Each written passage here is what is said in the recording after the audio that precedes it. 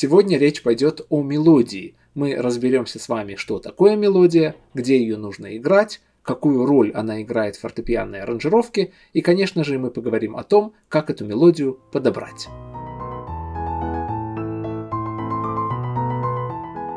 Здравствуйте, дорогие друзья! Здравствуйте, дорогие подписчики моего канала! Меня зовут Слава Маковский, я делаю фортепианные аранжировки и исполняю их у себя на канале.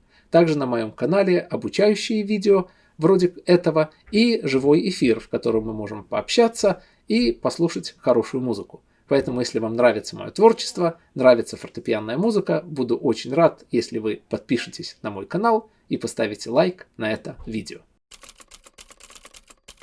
Ну, давайте для начала вспомним немного музыкальной теории и поговорим про интервалы. Самый маленький интервал, который доступен нам в игре на фортепиано, это полтона. Значит, если мы возьмем, например, ноту Си и посмотрим на следующую ноту, самую близкую к ней, это нота До, интервал между ними составляет полтона.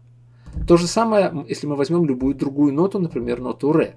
От ноты Ре до следующей ноты вверх, это ре диез или ми бемоль, между ними интервал составляет полтона. Точно так же вниз, от ноты ре до ре бемоль или до диез, интервал составляет полтона. У каждого интервала есть свое название, но в это вдаваться сейчас мы с вами не будем, так как эта информация доступная, можно просто открыть, почитать и запомнить. А с вами сейчас мы разберемся, почему интервалы нам так важны. Если интервалы сыграть вместе, то получится аккорд или почти аккорд. Если мы сыграем с вами два интервала до, ми, соль, у нас с вами получится до мажорное трезвучие. Если мы сыграем два интервала до, фа и ля, у нас получится обращение фа мажорного трезвучия до фа ля. Однако, если те же самые ноты мы сыграем по отдельности, у нас получится мелодия. Давайте послушаем.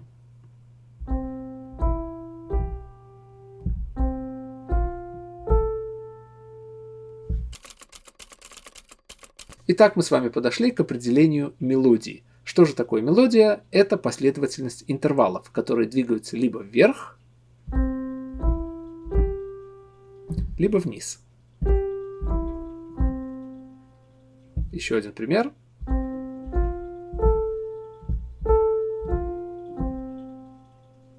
На самом деле к этому определению нужно добавить еще одно условие. Это условие называется ритм. Каждая мелодия должна звучать в своем правильном ритме. Ну и как пример, давайте возьмем набор интервалов, который в последовательности звучит приблизительно вот так.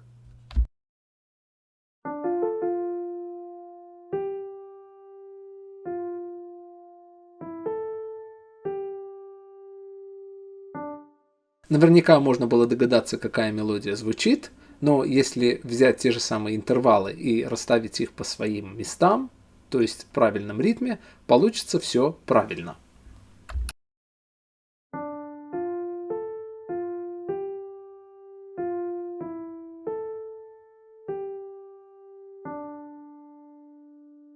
Итак, мы сыграли с вами набор интервалов, который при расположении в правильном ритме дали нам мелодию, которую все легко могут узнать. Давайте забежим немного вперед и разберемся, можно ли к нашей последовательности интервалов, то есть мелодии, добавить еще интервалы, то есть аккорды, и как это будет звучать и как правильно это сделать. Линия мелодии всегда звучит вверху. Если мы хотим к мелодии добавить аккорд, он будет звучать ниже мелодии, то есть мелодия будет являться верхним голосом аккорда. Послушайте.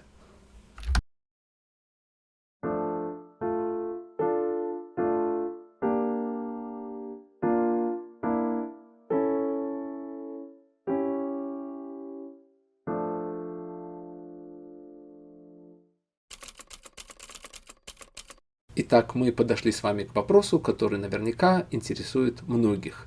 Как эту самую мелодию подобрать? На самом деле научить кого-то подбирать мелодию задача нетривиальная.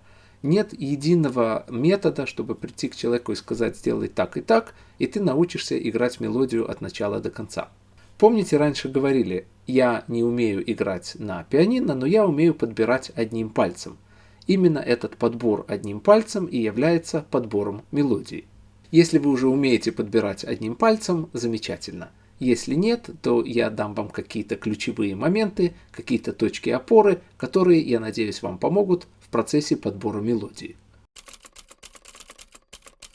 Итак, первый ключевой момент в подборе мелодии: нам нужно определить, куда двигаются наши интервалы. Двигаются ли они вверх или вниз. Давайте рассмотрим несколько примеров. Для начала возьмем какую-нибудь ноту в середине нашей клавиатуры, например, ноту соль, и будем двигаться от нее вверх.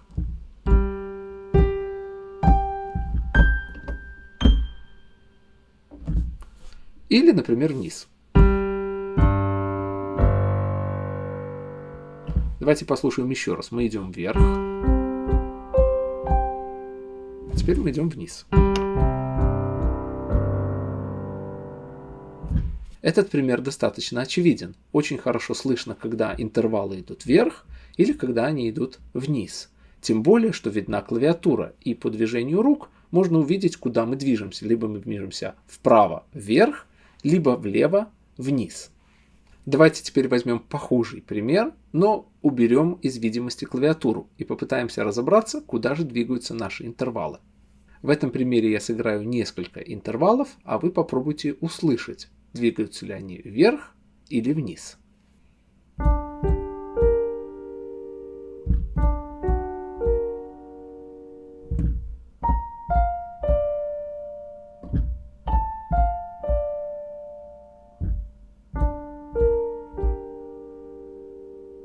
Ну, я надеюсь, что все услышали, что в первом примере мы двигались снизу вверх. То же самое было во втором примере. В третьем примере ноты шли вниз. И в четвертом примере наш интервал тоже шел сверху вниз. А вот в пятом примере все было немножечко более сложно. Мы двигались и вверх, и вниз.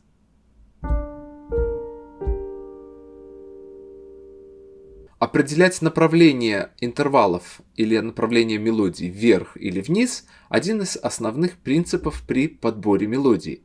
К сожалению, этому очень сложно научить, но это можно развить практикой. И я настоятельно рекомендую попрактиковаться в этом навыке. Практиковаться можно разными способами. Например, можно сесть к фортепиано или к электронному инструменту и играть интервалы вверх и вниз, при этом слушая, куда они двигаются, и запоминая, как звучат интервалы, которые идут вверх, и как звучит интервал, который движется вниз. Таким образом, мы натренируем наши уши слышать верхний регистр, нижний регистр и направление движения. Когда вы почувствуете себя комфортабельно с этим упражнением, можно перейти к следующему уровню. Попросить кого-то сесть за инструмент, вы отвернетесь, и вам будут играть и те же самые интервалы вверх или вниз, но при этом вы не будете смотреть на клавиатуру, и вы не будете смотреть на руку исполнителя. Таким образом, вы на слух будете больше определять движение вверх, либо движение вниз. Давайте мы с вами попрактикуемся. Передо мной клавиатура, которую я могу от вас скрыть, и сыграть небольшой отрывок мелодии. Ваша задача будет определить, куда движутся интервалы. Вверх от предыдущего или вниз от предыдущего. Постарайтесь определить движение каждого последующего интервала, каждой последующей ноты. Это немного будет напоминать диктант по сольфеджио в музыкальной школе. Однако от вас не требуется записать ноты нотами, вас не требуется записать длительности. Все, что нужно на данный момент определить, это движение интервала. Ну что же, если вы готовы, то тогда начинаем. Будьте внимательны.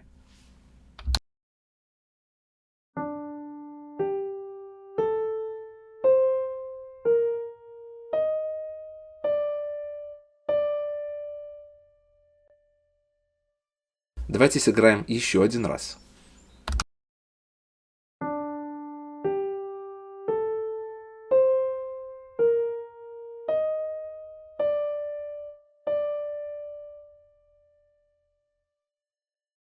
Я надеюсь, что вы определили фрагмент этой мелодии. Это отрывок из песни «Не отрекаются любя» Аллы Пугачевой. Если вы услышали движение интервалов и вверх, и вниз, и хотели бы сами подобрать этот отрывок так, как сыграл его я, сделайте следующие вещи. Остановите это видео, сделайте паузу, так как дальше будут спойлеры, мы будем разбирать этот отрывок. Для тех, кто полностью не услышал, мы полностью пройдемся по всем нотам, по всем интервалам и поймем, куда двигались они, вверх или вниз. Но если прямо сейчас вы хотите подобрать своими силами, сделайте паузу, подойдите к инструменту и попробуйте это повторить. Я даю вам небольшую подсказку, отрывок начинается с ноты ре. До того, как мы двигаемся дальше, пожалуйста, напишите мне в комментариях, если вы попробовали подобрать этот отрывок сами, получилось ли у вас, было ли это легко или сложно. Я буду ждать ваших комментариев и с удовольствием все прочитаю и постараюсь на все ответить. Итак, давайте теперь вместе пройдемся по нашему отрывку и послушаем движение интервалов, вверх или вниз. Вот наша мелодия.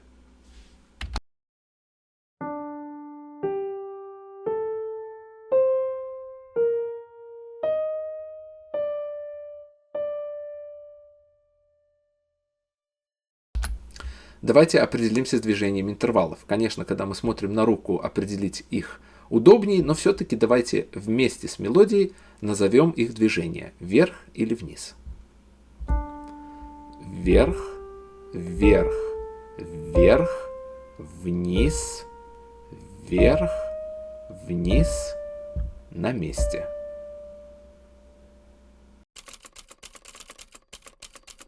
После того, как мы разобрались с движениями интервалов вверх или вниз, осталось разобраться с их шириной.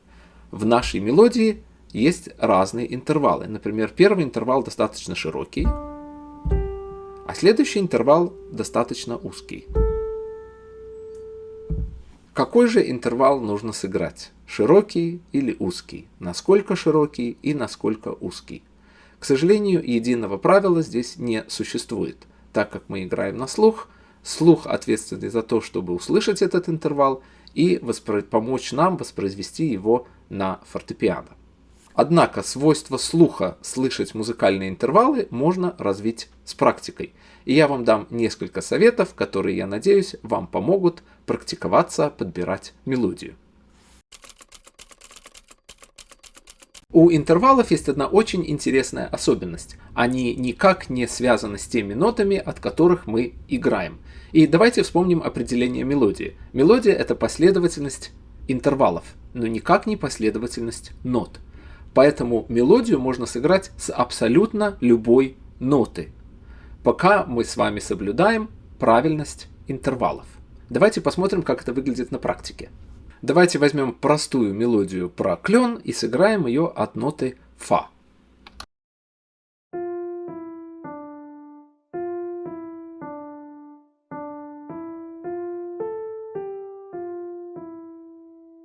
Давайте посмотрим на начальные интервалы этой мелодии. В начале у нас идет полтона между фа и ми. Между ми и ре у нас целый тон. То есть мы играем полтона вниз, тон вниз.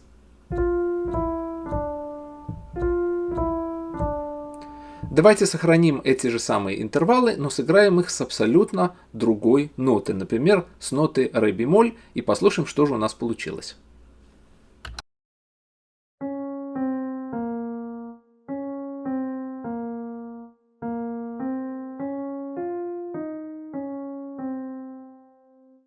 Собственно, ничего и не изменилось. Мелодия осталась точно такая же, просто мы ее сыграли с другой ноты. Почему я вспомнил об этом именно сейчас? Потому что я бы не рекомендовал подбирать мелодию с какой-то определенной ноты. Многие люди пытаются услышать ноту, которая звучит в оригинале, и начать подбор именно с нее. Это можно сделать, но вы ограничены тем, что вам нужно, во-первых, услышать ту ноту, которая звучит в оригинале, во-вторых, возможно, понять тональность, которая звучит в оригинале, а это дополнительные шаги. Гораздо проще подобрать мелодию от той ноты, от которой вам удобно, а потом уже под нее подстроить тональность и аккорды. Еще одно небольшое предложение. Если вы совершенно не знаете, с чего начать ваш подбор, попробуйте эту мелодию пропеть в голове. Для этого вы совершенно не должны быть певцом или совершенно не должны уметь петь. Просто подумайте о том, что вы сейчас сидите на природе с друзьями, около костра в походе, кто-то достал гитару и поет ту песню, которую вы хотите подобрать. Наверняка это очень похожая ситуация, наверняка в такой ситуации вы бы, наверное, эту песню бы пропели. Сделайте то же самое прямо сейчас. Пропойте мелодию про себя несколько раз, потом пропойте ее медленно, разберитесь с интервалами, куда они идут вверх или вниз, и попробуйте потихонечку воспроизвести эту мелодию на клавиатуре. Конечно же, процесс подбора мелодии может занять некоторое время, особенно если у вас нет опыта. Однако не отчаивайтесь, попробуйте один раз, второй раз, третий раз, пытайтесь разобраться, куда идут интервалы, пытайтесь услышать мелодию в голове, и я уверен, что у вас все получится. Ну и, конечно же, если в процессе подбора у вас возникли вопросы, пожалуйста, оставьте комментарий под этим видео, я все комментарии читаю и постараюсь на ваши вопросы ответить. Я еще раз напоминаю, что если вы подобрали мелодию, то это еще не все. Нужно быть уверенным в том, что вы сможете эту мелодию сыграть от начала до конца без запинок. И обязательно нужно ее сыграть в правильном ритме. Давайте с этим разберемся. Давайте скажем, что вы решили, что вы подобрали мелодию про старый клен, и у вас получилось что-то в этом стиле.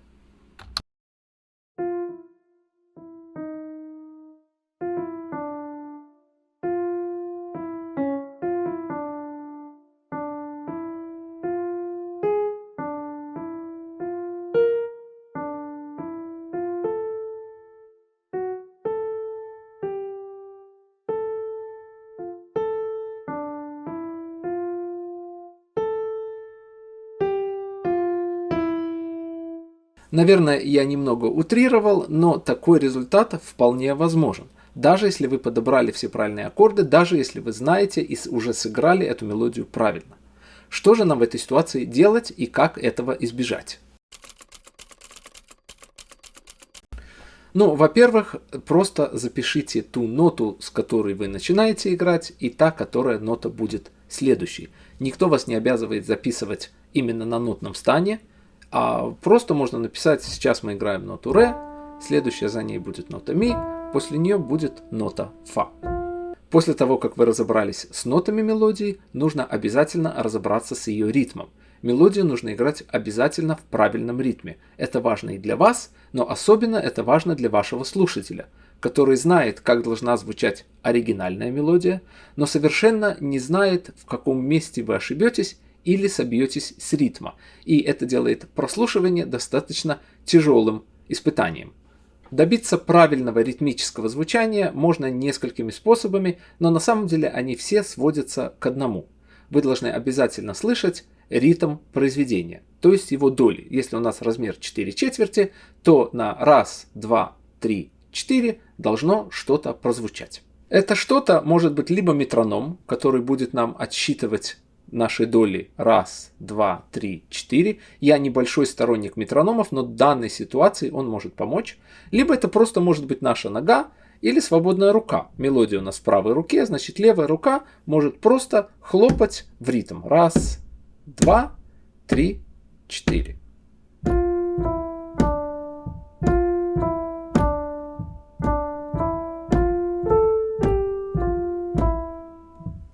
Начинать, конечно же, нужно с медленного темпа и потихонечку его наращивать, пока вы не дойдете до нужного темпа и не сможете играть эту мелодию плавно и без ошибок. Ну что ж, дорогие друзья, я надеюсь, что мои советы вам помогут подобрать мелодию, вам помогут играть ее ровно и без ошибок. Я буду очень рад, если вы оставите свой комментарий под этим видео и скажете мне, что вам понравилось, что вам не понравилось, что бы вы хотели узнать еще. А также, конечно же, я буду очень рад, если вы поставите лайк на это видео и подпишитесь на мой канал. А пока что я с вами прощаюсь. До встречи в следующих видео.